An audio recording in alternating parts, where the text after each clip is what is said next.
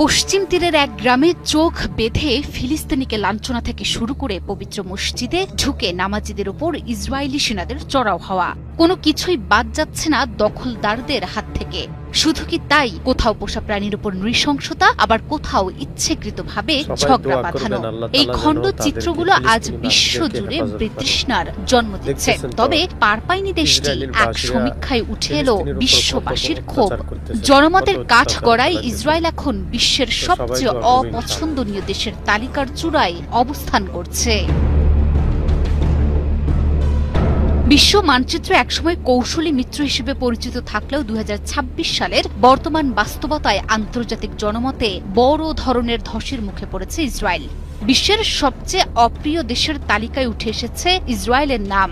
নিরাডেটা কর্তৃক প্রকাশিত এক জরিপ বলছে, বিশ্বজুড়ে অপ্রিয় বা নেতিবাচক ভাবমূর্তির দেশের তালিকায় শীর্ষ সারিতে উঠে এসেছে দেশটি। এই তালিকায় ইসরায়েলের পরই অবস্থান করছে উত্তর কোরিয়া, আফগানিস্তান এবং ইরান। কিন্তু ইসরায়েলের এত অধঃপতন কেন?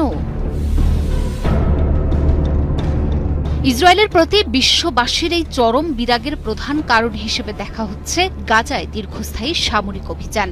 আন্তর্জাতিক অপরাধ আদালত এবং জাতিসংঘের বিভিন্ন সংস্থা ইসরায়েলের বিরুদ্ধে গণহত্যা বা জেনোসাইডের মতো গুরুতর অভিযোগ তুলেছে। নির্বিচারে হাসপাতাল, সংবাদকর্মী এবং ত্রাণকর্মীদের উপর হামলার দৃশ্য সামাজিক যোগাযোগ মাধ্যমে ছড়িয়ে পড়ায় সাধারণ মানুষের ক্ষোভ আকাশচুম্বী হয়েছে।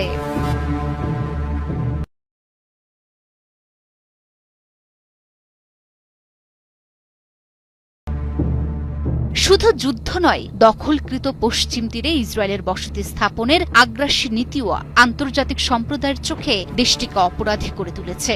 বিশেষ করে ২০২৬ সালে পাশ হওয়া নতুন মৃত্যুদণ্ড আইন, যা মূলত ফিলিস্তিনিদের লক্ষ্য করে তৈরি বলে অভিযোগ উঠেছে, তা ইসরায়েলের গণতান্ত্রিক ভাবমূর্তিকে ধুলোয় মিশিয়ে দিয়েছে।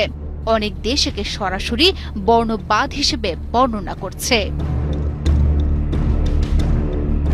চমকপ্রদ তথ্য হলো, একসময় ইসরায়েলের সবচেয়ে বড় সমর্থক দেশ আমেরিকাতেও জনমত বদলে গেছে।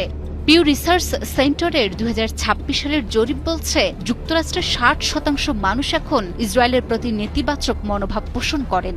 বিশেষ করে ১৮ থেকে ৫০ বছর বয়সী তরুণ প্রজন্মের মাঝে ইসরায়েল বিরোধী অবস্থান সব রেকর্ড ছাড়িয়েছে।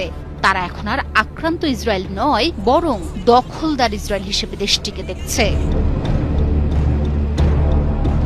এদিকে জাতিসংঘের সাধারণ পরিষদে একের পর এক নিন্দা প্রস্তাব পাশ হওয়া এবং বিশ্বব্যাপী ইসরায়েলের বয়কট আন্দোলনের প্রসার প্রমাণ করে যে ইসরায়েল এখন কূটনৈতিকভাবে অত্যন্ত কোণঠাসা। সামরিক শক্তি দিয়ে ভূখণ্ড নিয়ন্ত্রণ সম্ভব হলে